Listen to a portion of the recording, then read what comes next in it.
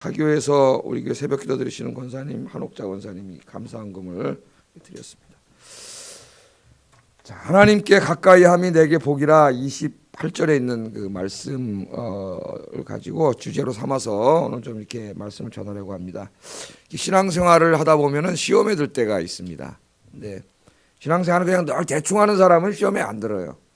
별로 하나님께 기대하는 것도 없고 그냥 이렇게 왔다 갔다 했기 때문에 마음 편하려고 왔다 갔다 했기 때문에 별로 뭐 하나님한테 기도하는 것도 그러니까 시험에 들 일 별로 없는데, 신앙생활을 정말 말씀대로 열심히 하려고 할 때에 하다가 시험에 들 때가 있어요. 오늘 이제 여기 이 시편 73편에 아삽의 시라고 되어 있는데 이분이 바로 그런 경우라고 할 수가 있겠습니다. 73편은 너무나 유명한 시편이라서 아마 여러분 뭐 교회 오래 다니신 분은 아마 설교 벌써 몇 번 들었을 거예요. 아마 이 주제에 대해서. 이 주제 굉장히 중요한 시편인데요. 특별히 이 사람이 왜 시험에 들었느냐 하면은 이 사람은 하나님을 믿으면서 자기 마음속에 하나의 확신, 어제 신앙 고백에 대해서 우리가 이제 공부를 했는데, 나의 하나님을 소망으로 삼고 하나님을 의지하고 살자, 그런 이제 말씀드렸죠. 자, 이 사람의 신앙의 확신이 뭐냐면은 1절이에요. 1절 한번 읽어보겠습니다. 시작.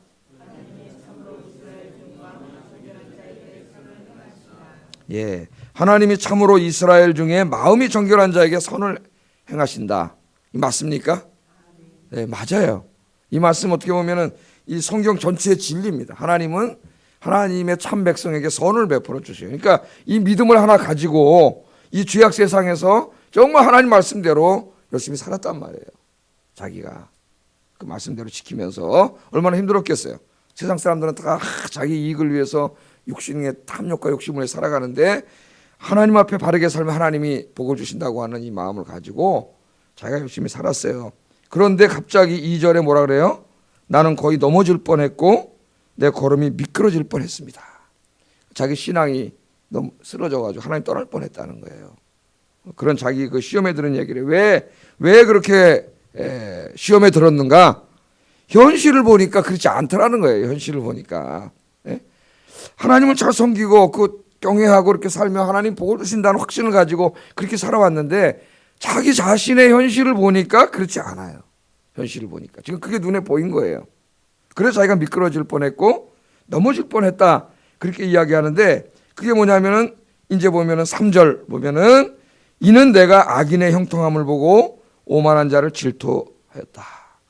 실제로 보니까 말이에요, 하나님을 경외하고 또 기도하고 열심히 주를 섬기고 선하게 사는 자기와 또 다른 사람들을 보니까 힘들고 어렵게 살아. 선을 행하고 하는 복을 주실 줄 알았는데 고난을 받고 삶이 그렇게 세상 관점으로 볼 때 화려하지가 않아요. 형평하지가 않고. 그런데 지금 여기 3절 이하에 보니까 악인을 보니까 어떻게 해요? 형통해. 악인들이 더 형통하고 잘 되는 것 같아요. 4절부터 이제 쭉 나옵니다. 4절부터 12절까지 보면은 이 악인들이 어떻게 형통한가가 이 눈에 쭉 보이죠?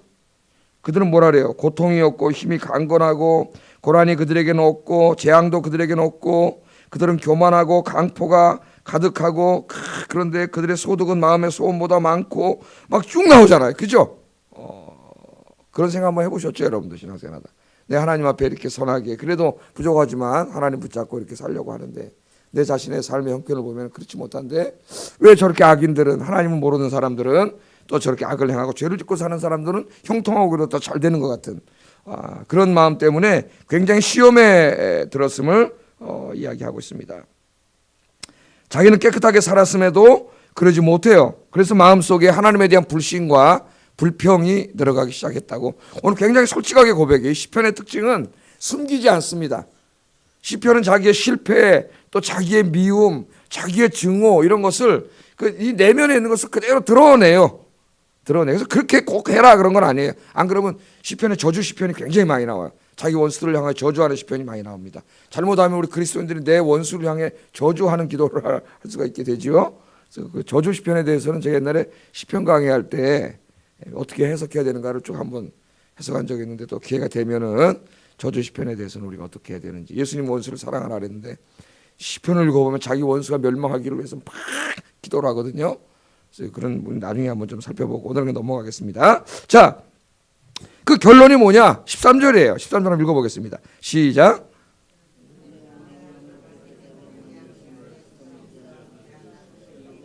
예.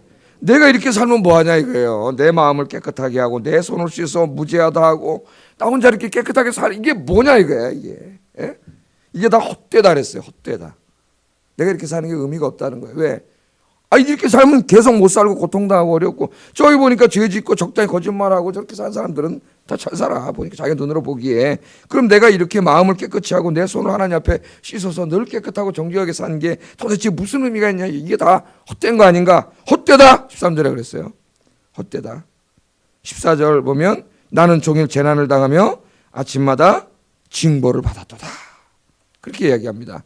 아니 하나님 잘 믿고 경건한 사람이 잘 되고 복을 받고 그래야 되는데, 그런 사람들은 오히려 자기를 포함해서 힘들고 어려운 일이 자꾸 생기고, 그렇지 않고 악을 행하는 사람 자꾸 잘 되고 그러는 게 지금 눈에 보이는 거예요. 그 사람 현실에. 그러니까 마음이 흔들리고 신앙이 흔들려서 내가 이렇게 살면 뭐하냐 이거죠. 에? 아무 의미가 없지 않느냐 그렇게 얘기하면서 자기도 차라리 악행을 행하리라 15절에 보면 그러죠. 아들들에 대하여 악행을 행하였으리다.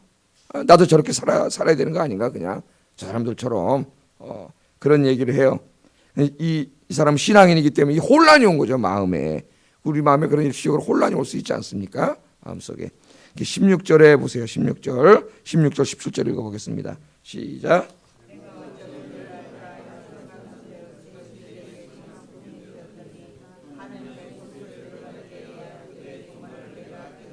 예, 내가 어쩌면 이를 알까 하여. 저도 이런 고민을 굉장히 많이 해봤어요. 지금도 어쩌면 하고 있는지도 모릅니다. 굉장히 많이 이런 고민을 했어요. 내가 어쩌면 일을 할까 하여. 목회 사회에도 그런 비슷한 것들이 많아요. 참 얌체같이 사기꾼같이 치사하고 더럽게 목회하는데 잘 돼. 사람들이 다 그러고 가.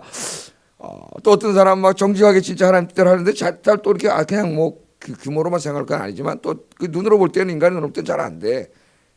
그러니까 그 제 친구 목사님 한 분이 그래요. 한번 얘기하는데 노예 가보면 정말 그런 경우가 많다는 거예요. 그래서 자기가 하나님 앞에 가면 꼭 물어보고 싶은 게 있다래요.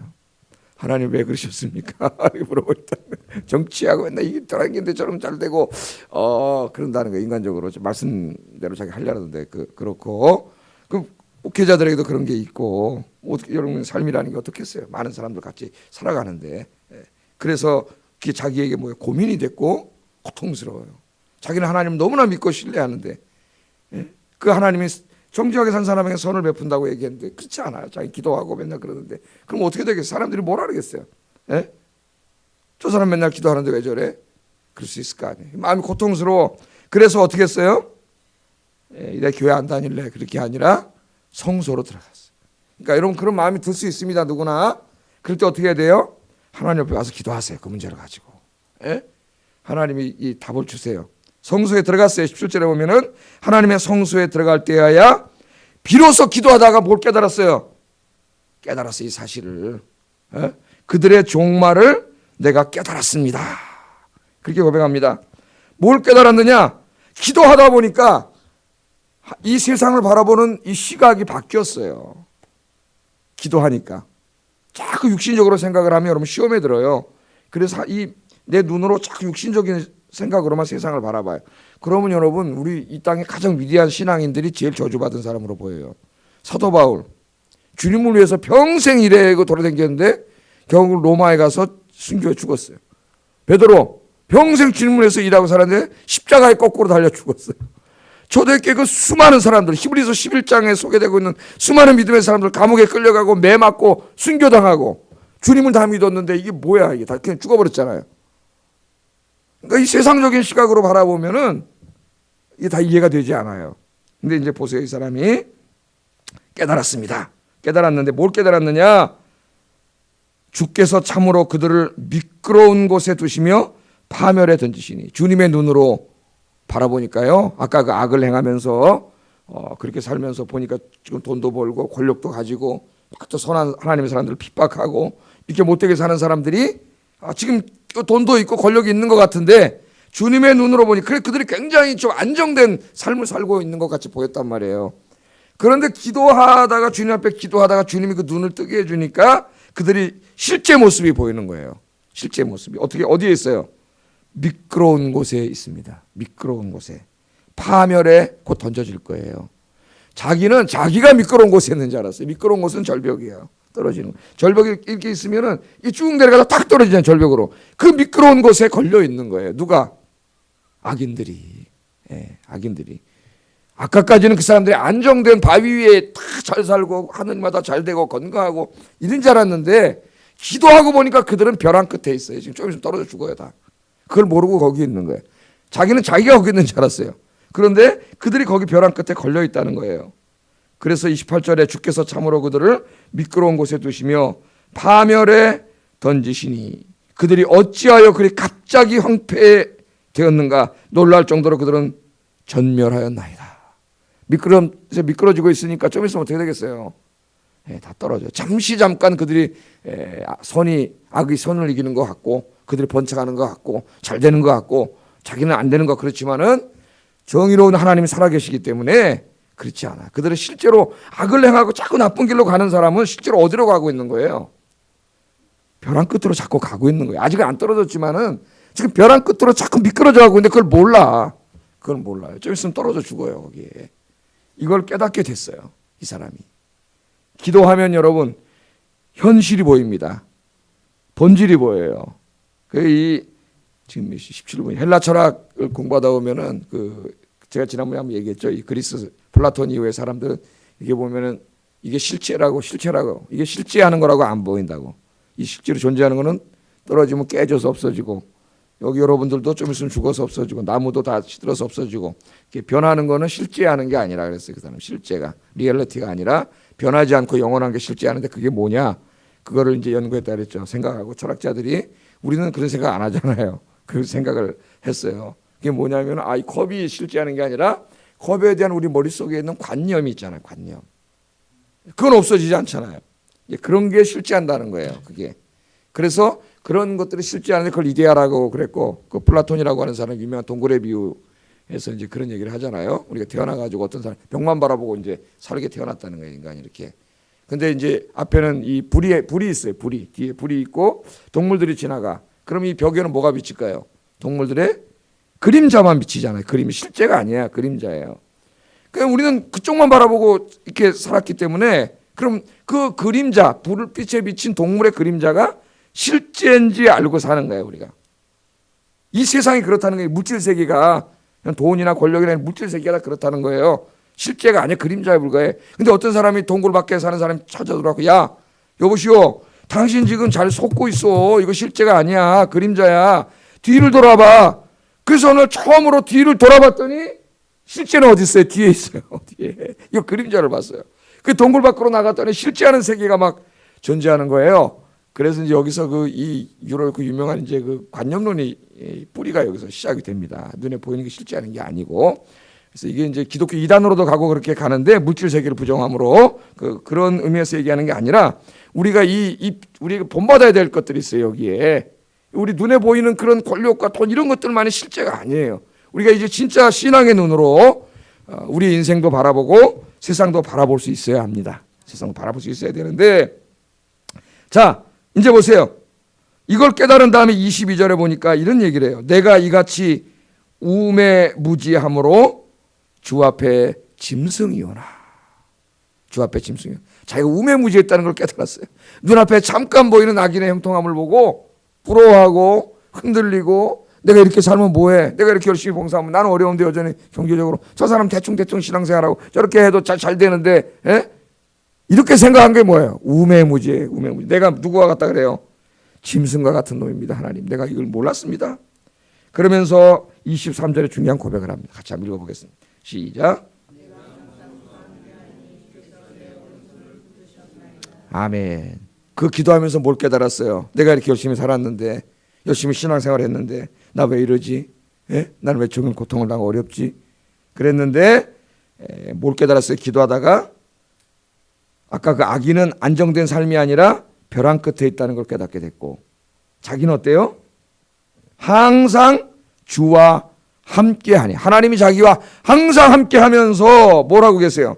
자기 오른손을 붙들고 계시다는 사실을 깨달았습니다. 언제? 기도하다가 성전에 가서 여러분, 기도하면 하나님이 보여요. 하나님 느껴져요. 하나님께서 여러분의 뭘 잡고 계세요? 오른손을 붙잡고 계세요. 오른손을. 자기는 아닌 줄 알았어요. 예? 내가 이렇게 산 게 뭐냐, 다 이게 헛되도다 그렇게 생각을 했는데, 성전에 가서 하나님께 묻고 기도하면서 깨달은 게 뭐냐면은 반대로 보이는 거죠. 실제가 보이는 거예요. 실제가. 아까 이거 아니에요. 진짜가 보이는 거예요. 진짜 모습. 진짜 모습은 하나님 또나 악을 행하는 그들은 벼랑 끝에 걸려 있어. 좀 있으면 떨어져 다. 좀 있으면 떨어져 죽어요. 그런데 자기는 자기가 벼랑 끝에 있는 줄 알았는데 자기는 벼랑 끝에 있는 게 아니라 실제로는 자기는 안정되는 곳이에요. 누가? 하나님이 자기와 함께 계시면서 자기 오른손을 붙잡고 계세요. 오른손을. 여러분 이 말씀을 명심하세요. 여러분 주님 앞에 나와 기도하고 하나님 앞에 매달릴 때 여러분 혼자가 아니라 하나님께서 여러분의 오른손을 붙잡고 계시는 줄로 믿습니다. 손 내미세요. 하나님 앞에. 왜 이걸 다 놓고 나 혼자 이걸 하려고 내가 이거 하려고 그러세요. 어떻게 잘해 내가 이 세상에. 여러분 고아가 아니라 여러분 손만 내밀면 여러분 손 붙잡아 주세요. 주님 앞에. 이 사람도 몰랐는데 나가다 보니까 깨달았잖아요. 하나님 자기 손을 붙잡고 계세요.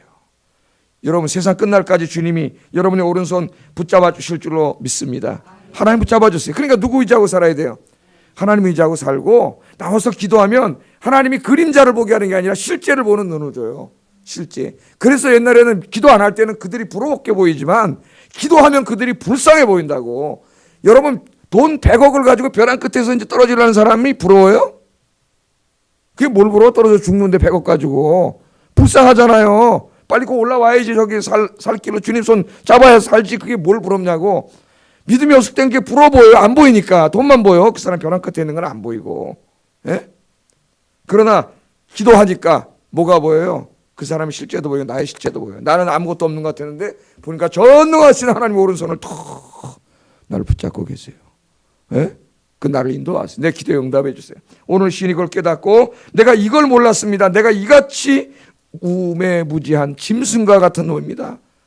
이걸 회개하는 거예요. 하나님 앞에. 예? 내가 뭘 내가 죄만 져서 회개하나?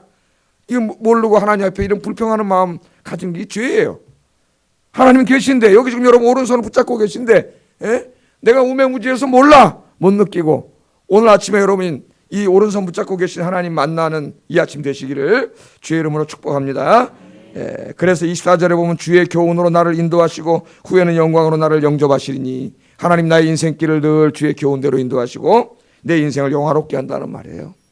여기 영화롭게 한다는 말은 꼭 이 세상에서만이 아니라 하나님 나라에 이제 그 나라로 인도하신다는 그런 의미도 여기 담겨 있습니다. 종말론적인 의미로 아침에 뭐 다 자세히 못 살펴보지만 그래서 결국 이 사람이 뭐냐면 25절에 하늘에서는 주 외에 누가 내게 있으리요 땅에서는 주밖에 내가 사모할 자 없습니다. 내가 이제 주님만 소망하고 주님만 사랑하면서 살겠습니다. 26절도 그거죠. 내 육체와 마음은 쇠약하나 하나님은 내 마음의 반석이시오 영원한 분기시라. 내가 이제 하나님만 사랑하고 살겠고 하나님만 소망하며 살겠습니다. 이제까지 다른 거 소망하며 살았는데 이 사람은 이전에는요 자기가 하나님 사랑하는 줄 알았어요. 그랬는데 깨달았어요. 내가 하나님을 사랑하는 게 아니라 이제까지 하나님이 주신 것을 사랑한 거예요. 그게 없으니까 지금 실망하고 헷갈린 거 아니에요. 신앙이 갑자기 내가 하나님을 사랑한 게 아니라 하나님 주신 걸 사랑했구나 이제까지. 그 회개하는 거예요. 그 다음에 26절은 자기가 하나님 소망하면서 살고 있는 줄 알았는데 하나님 소망하면서 산 게 아니야 이제까지. 하나님 주신 것들을 소망하면서 살았어요. 이 두 가지가 치료되는 거예요 여기서. 그래서 나는 이제는 하나님을 사랑하고 하나님 주신 것이 아니에요. 하나님을 사랑하고 하나님을 소망하면서 살겠습니다. 그렇게 고백을 하면서 마지막 그 유명한 28절을 고백합니다. 28절 읽어보겠습니다. 시작.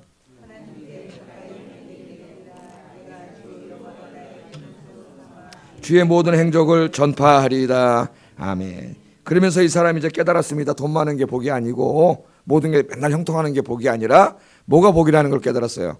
하나님께 가까이 함이 내게 복이라. 이걸 깨달았어요. 하나님께 가까이 함이 내게 복. 지금 이 사람이 성전에 왜 왔습니까? 자기의 개인적인 삶이 어렵고 뭔가 잘 형통하지 않고 맘먹은 대로 계획되지 않고 이런 가운데 혼란스러워졌잖아요. 그래서 결국 성전에 왔지 않습니까? 성전에 와서 기도하다가 눈이 열려가지고 실제를 보게 되고 그림자를 본 게 아니라 실제를 보게 되고 자기 신앙을 회복했잖아요. 그래서 여기서 깨달았어요. 하나님께 가까이 함이 이게 복이구나. 그게 고난의 길이라 할지라도 여러분에게 어떤 형통하지 않고 어려운 일이라 할지라도 그 일 때문에 여러분이 하나님께 가까이 오게 됐다면, 기도의 자리로 오게 됐다면 그게 복이라는 거예요. 믿습니까 여러분? 내가 막 돈을 많이 벌고 세상 일이 잘 되고 있는데 그것 때문에 하나님께로부터 멀어져가, 예배로부터 멀어져가, 기도로부터 멀어져가, 그건 복이 아니에요. 우리는 그걸 복이라고, 이 사람도 지금 그걸 복이라고 생각했잖아. 에? 아니라고. 그게 여러분 알아야 돼요. 내가 무엇이 있든지 그 일 때문에 그 일이 나를 하나님께로 가까이 가게 해야 그게 하나님 주신 거예요. 복이에요. 그게 아무리 세상적인 관점에서 훌륭하게 보이고 좋게 보여도 그것 때문에 내가 하나님으로부터 자꾸 멀어져가, 기도로부터 멀어져가, 예배로부터 멀어져가면은 그거는 하나님의 복이 아니에요. 우리가 이걸 착각하고 살 때가 많아요. 이 야삽이 맨 처음에 깨달은 것처럼. 그래서 정말 복은 뭐냐? 여러분 자신을 판단해 보세요. 여러분이 지금 하고 있는 그 일이나 모든 일들이 여러분으로 하여금 하나님께로 더 가까이 가게 하고 있습니까? 그런 거 하나님 주신 거예요. 하나님의 복이, 다른 게 복이 아니에요. 하나님께 가까이 가는 게 복인 줄로 믿습니다. 오늘 여러분 새벽에 주님의 전으로 가까이 오셨잖아요. 기도의 자리에 오셨잖아요. 여러분 복 받은 사람이에요. 하나님 여러분 오른손 붙잡아 주십니다. 기도하면 여러분의 어려운 문제들도 다 해결해 주시고 여러분 신앙도 하나님이 다 치유해 주실 줄로 믿습니다. 기도하겠습니다. 말씀을 생각하면서 기도하겠습니다. 이제 우리가 더 이상 세상의 관점으로 자기를 바라보고 세상을 바라보지 않게 해달라고 기도하시고, 여러분 늘 그런 혼란과 어려움이 있을 때 주님 앞에 나가서 기도하시기 바랍니다. 기도하면은 여러분의 현실이 보여요. 하나님께 가까이 함이 내게 복이라. 주여 이 시간에 나의 믿음의 눈을 열어주시고 영의 눈을 열어주시고 실제를 보게 하시고 이제는 헛된 것 바라보지 않게 하시고 하나님만 소망하고 하나님만 사랑하고 늘 하나님께 가까이 가는 신앙생활을 하게 해주십시오. 함께 기도하겠습니다.